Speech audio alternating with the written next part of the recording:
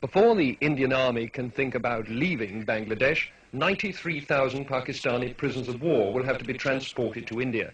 25,000 of them are here in the Dhaka cantonment getting ready to leave, guarded from possible Bengali vengeance by the men with whom less than a fortnight ago they were at war.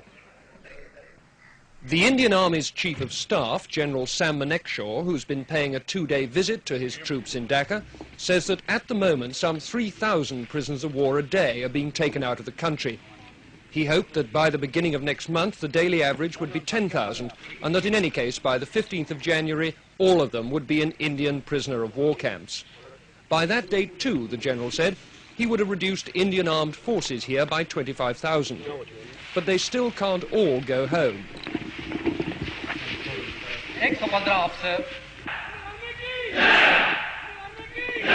For one thing, they're the only agency in the area capable of seeing that the 10 million Bengali refugees now in India get safely back to Bangladesh.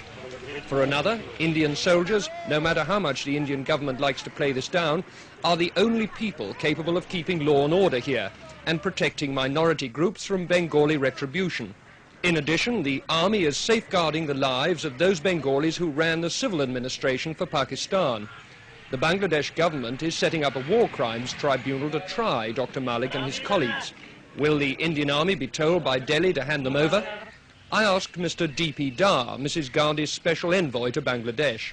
We are on the horns of a dilemma, I must admit to you.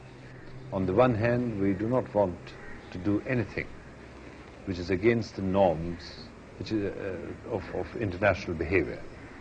Nor do we want to do anything, on the other hand, which would even remotely impinge on the sovereign rights of the Bangladesh government and Bangladesh state. What does that mean in practice? Are you going to hand people over to a war crimes tribunal or not? That means, for the time being, that the position is being legally examined. As any victorious army would be, Indian armed forces are now deeply involved for the foreseeable future in the way this new country is going to develop. Richard Lindley, News at 10, Dhaka. The train is on its way to the river port of Naranganj, a dozen miles away. The operation began long before dawn. At the cantonment siding, Brigadier H.S. Clare supervised the loading of the train. Like all Indian commanders, he'll be glad when these POWs have all been safely moved across the border. Here they're a potentially dangerous cause of friction with the local population. The train was well guarded by Indian soldiers in case of any hostile demonstration by Bengalis. What's the attitude of these people on this train? Are they glad to go or what? Well, they're happy to get away from here, certainly. I'm quite sure that they won't have any hostile attitude when they go to India. Whereas in this place they can't get out at all. Are you worried about any demonstrations on the way to the boat? No, I'm not, because I think we're taking sufficient precautions to make sure that nothing happens. At Naranganj, a Pakistani naval commander organized the embarkation. Commanders of the groups, report to me immediately here. Apart from their military kit, the men took nothing with them but food and cooking equipment. The railway line ran right onto the dockside, sparing them the humiliation of a jeering Bengali crowd. Even so, a small group on the roof of a harbour building broke into jubilant shouts as the prisoners trudged down the quayside. At every step there were Indian soldiers to protect them had it proved necessary. Bengalis are not best pleased to see their enemies go home, apparently scot-free. But there's a long way to go before these men can expect repatriation.